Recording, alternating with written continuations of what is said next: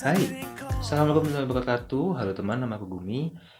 Orang Indonesia tuh jahat. PC-mu 20 juta, tapi Windows-nya, laptopmu 10 juta. Tapi Office-nya, itulah hal yang pengen aku tekankan. Jadi di Indonesia itu crack aplikasi atau crack software itu seakan-akan menjadi hal yang normal, jadi hal yang biasa gitu. Install Windows-nya gratis, Kak. Padahal itu tuh palsu gitu. Terus kenapa itu jadi sesuatu yang normal dan masyarakat tuh menerima dengan biasa aja ya? Padahal software, sistem operasi, game dan lain-lain itu didesain dan dikoding oleh manusia. Mereka perlu feedback atas pekerjaan yang mereka lakukan. Sama kayak kita kerja ingin dapat duit kan. Tapi kenapa mereka seakan-akan berbeda? Tapi di sisi lain aku juga paham ya, kalau orang Indonesia itu banyak orang Indonesia, termasuk aku juga ya, yang kekuatan ekonominya tuh kurang untuk membeli semua aplikasi-aplikasi dan sistem operasi dan juga game itu karena kalau di total mahal juga ya. Jadi selama beberapa tahun ini aku sudah menggunakan banyak aplikasi alternatif, udah aku coba dan dia itu secara kualitas dan kemudahan penggunaan tuh nggak kalah lah dibandingkan aplikasi-aplikasi yang berbayar. Apa aja? Let's check it out. Pertama adalah sistem operasi. Jadi aku pakai Windows sih. Aku pakai Windows asli yang apa namanya sekalian sama laptopnya ya. Aku pakai Windows 7 karena dia juga penggunaan RAM-nya cukup minimal. Jadi teman-teman kalau pada punya laptop Windows 10 terus kok lemot gitu kemungkinan karena Windows 10 ini sekarang cukup berat di RAM ya karena banyak update dan segala macam. Aku nggak bisa pindah ke Linux, sudah beberapa kali nyoba dan berbagai macam distro, kayak teman-teman mungkin pernah dengar Ubuntu, terus Pop OS gitu-gitu, itu tuh uh, cukup sulit lah dibandingkan Windows, karena Linux tuh ada beberapa hal yang kita harus coding, terus nginstalnya itu juga, nginstal aplikasi itu nggak semudah Windows, serta yang paling penting adalah aplikasi, daftar aplikasinya yang didukung oleh Linux itu nggak sebanyak Windows, terutama aplikasi setelah ini. Oh iya, sebelum kita lanjut ke aplikasi selanjutnya, opsi untuk Windows itu sebenarnya paling enak kalau teman-teman beli laptop yang udah ada Windows-nya. Tapi di sisi lain kan juga ada laptop yang nggak ada Windows-nya, cukup banyak juga ya laptop yang kayak gitu. Jadi aku saranin mungkin kalau biar nggak mahal-mahal tuh, biasanya di all shop itu ada yang jual Windows berapa gitu. Lebih murah biasanya biasanya orang-orang kayak gitu tuh beli batch-batchan, beli banyak terus dijual lagi dengan harga yang lebih murah gitu kan dibandingkan kalau kita beli personal. Tapi perlu diingat, pastiin kalau dia asli, misalkan dari reviewnya gitu, review dari feedback, terus pastiin teman-teman nggak apa ya, kayak selalu mendapatkan update yang rutin gitu ya, mendapatkan update yang rutin dan nggak ada aplikasi-aplikasi patch kayak KMS gitu-gitu yang memang buat nge-crack Windows. Jadi kita bisa mensupport orang-orang yang telah membuat Windows ya, meskipun mahal ya. Nah, oke. Kemudian aplikasi kedua yang bikin aku nggak bisa pindah dari Windows adalah Microsoft Office. Kenapa Microsoft Office? Sebenarnya Office itu mungkin bagi sebagian besar orang tuh nggak must have gitu. Jadi bisa pakai alternatif yang paling baik itu ada OpenOffice sama LibreOffice tuh bagus juga. Tapi yang jadi masalah adalah karena udah kerja lama banget pakai Office ya, dan sebenarnya kalau teman-teman cari di all shop itu sama sistemnya. Jadi ada orang yang beli akun Office. Jadi ini akunnya, jadi pasti maksudnya legal ya karena dia selalu terkonek dengan Microsoft. Itu tuh beli akun batch banyak terus ya dijual lebih murah gitu lah. Itu banyak yang cuman berapa ratus ribu per tahun gitu, enak gitu lah. Nah, karena di Office tuh banyak sistem kayak heading, heading satu, heading 2, heading 3 yang bikin kita tuh browsing daftar isi itu jadi lebih gampang, bikin daftar isi otomatis, bikin daftar tabel otomatis, bikin daftar gambar otomatis, itu gampang banget pakai Office. Kalau mau tahu tutorialnya, silahkan komen di bawah ya kalau mau minta tutorialnya ya. Kemudian dia itu juga terintegrasi, Microsoft Office tuh bisa diintegrasikan dengan software gratis yang akan aku bahas setelah ini. Ya, aplikasi ketiga adalah aplikasi yang must have atau harus dimiliki, menurutku tuh wajib dimiliki oleh semua orang yang akan mengerjakan skripsi, tesis ataupun disertasi. Itu adalah Zotero. Zotero ini merupakan aplikasi gratis alternatif dari software-software yang biasanya untuk daftar pustaka dan apa namanya sitasi ya seperti Mendeley gitu. Zotero ini sama sistemnya, cuman dia itu lebih simple, gratis, open source, jadi kita bisa nambahin plugin di sana.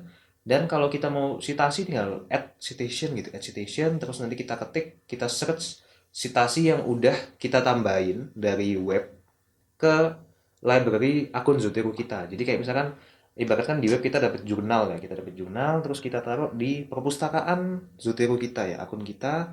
Nanti itu tinggal kita search, kita masukin ke Windows. Terus nanti dia bisa ke Windows, ke Microsoft Office.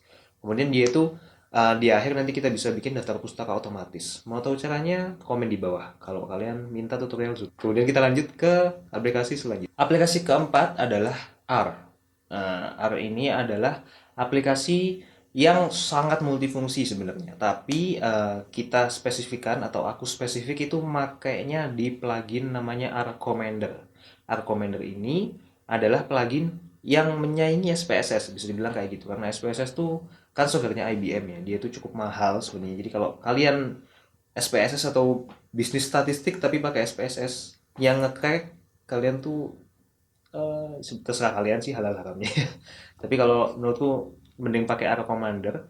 Dia ini minusnya adalah kalau kalian sering pakai SPSS terus mau pindah ke Arrow Commander itu interface-nya agak beda. Tapi yang aku jamin adalah dia gampang banget dipakai. Dia bisa mengimport data dari Excel, dari SPSS, dari berbagai tipe data lain. Dan dia itu kalau aku cek pakai laptopku yang kecil itu tuh jauh lebih cepat dibandingkan SPSS dan filenya jauh lebih sedikit ukurannya, lebih kecil. Yuk kita lanjut ke aplikasi selanjutnya. Aplikasi kelima adalah Filmora. Jadi Filmora ini ada versi gratisnya dan yang membedakan dia dengan versi Pro adalah template-nya. Jadi template-nya tuh di yang versi gratis lebih sedikit, terus kemudian transisi dan pilihan-pilihan musik background yang langsung dari Filmora itu lebih sedikit. Tapi kalau kalian mau upgrade ke versi Pro juga murah, sekitar sekian juta. Karena kenapa sekian juta itu murah? Karena dibandingkan dengan Premiere Pro, Premiere itu Adobe Premiere yang CC sekarang itu dia adalah subscription based. Jadi kalian harus bayar tiap bulan. Dan kalau kalian pernah lihat videonya channel Linus Tech Tips ya, itu tuh dia bayar $20.000 per tahun. Jadi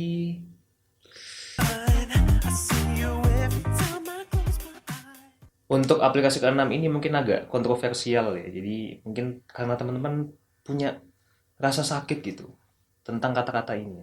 Iklan YouTube ya. Jadi aku tuh sebenarnya pakai Google Podcast dan juga YouTube Premium. Tenang, tenang, jangan emosi. Tapi kan Spotify lebih banyak lagunya, tapi kan Netflix lebih banyak filmnya. Ya, jadi kenapa aku pakai YouTube Premium itu adalah karena aku tuh nggak terlalu dengerin lagu banget ya. Jadi itu aku biasanya cari lagu-lagu yang misalkan yang chill ataupun yang lofi ataupun yang unik lofi yang orang tuh udah bikin videonya 3 jam, tau gak sih? Kayak gitu ya. Jadi YouTube Premium itu plusnya adalah kalian bisa minimize jadi video yang kecil di bawah. Jadi misalkan kalian mau tetap mau nonton video nih tapi sambil balas WA gitu ya atau balas signal karena WA sekarang privasinya udah jelek. Ya, bisa. Atau kalian juga bisa minimize full. Jadi kayak Spotify. Jadi munculnya hanya di taskbar kalian di atas. Itu juga bisa pakai YouTube Premium. Jadi itu yang bikin aku beli YouTube Premium. Selain itu juga hampir semua podcast yang aku suka itu tuh mengupload podcastnya juga di YouTube dengan dalam bentuk video. Jadi kalau aku mau dengerin podcast di Google Podcast juga ada. Google Podcast itu by the way gratis dan ukuran filenya kecil, ukuran apa aplikasinya itu kecil. Jadi kalian harus coba. Selain itu juga bisa nonton di YouTube-nya juga. Tinggal di minimize, dimatiin layarnya, mau fitness, mau cuci piring, mau cuci baju, terserah kalian. Ini sebenarnya terserah juga sih, terserah kalian juga. Tapi aku saranin buat kalian yang udah komit buat apa ya? Buat ngebuang ngebuang penghasilan kalian, sebagian penghasilan kalian buat beli Spotify atau Netflix bulanan, mungkin YouTube jadi alternatif yang cukup baik. Karena ada satu lagi, yaitu karena di YouTube itu ada channel yang cukup rahasia ya. Jadi ini setelah aku rapat dengan petinggi dunia ya, Illuminati, Freemason dan Freongkir ya, itu aku udah menemukan channel rahasia namanya YouTube Movies. Nah, YouTube Movies ini bisa kita akses karena HP ku Samsung ya, ada VPN gratisnya, tinggal klik VPN.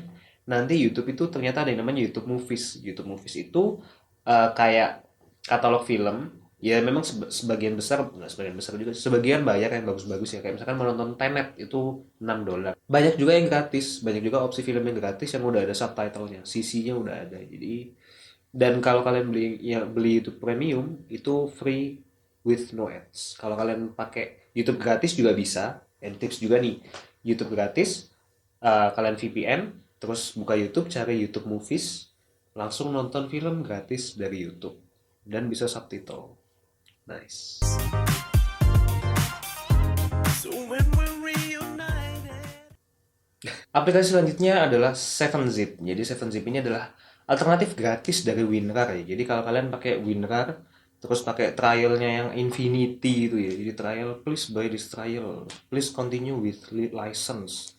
Itu dari 2010 sampai sekarang 2021 masih bisa dipakai gitu kan. Nah itu menurut saya sih ya, mending saran saya itu mending kalian download 7zip daripada kalian pakai WinRAR terus nyakitin orang yang bikin yang punya WinRAR itu ya. Jadi mendingan kalian pakai 7zip, dia itu sama kayak WinRAR. Jadi kalau kalian udah install itu di tiap file yang memang archive itu kalian bisa klik kanan terus ekstrak gitu.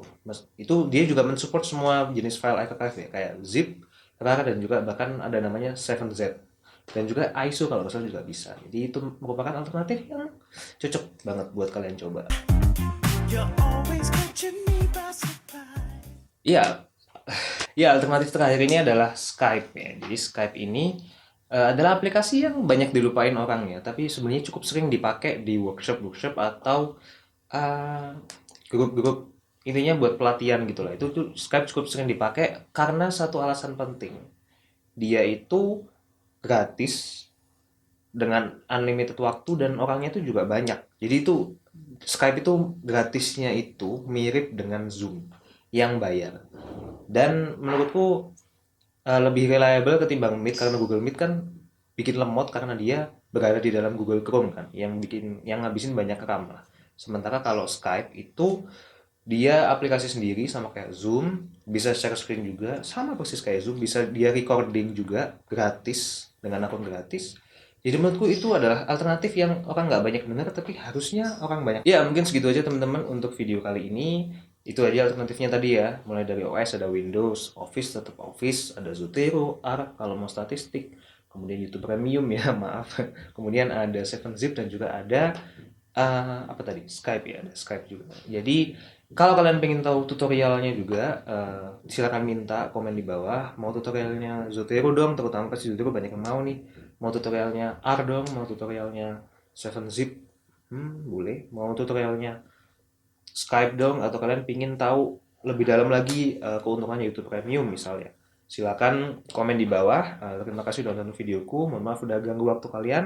Assalamualaikum warahmatullahi wabarakatuh, and see you in the next episode.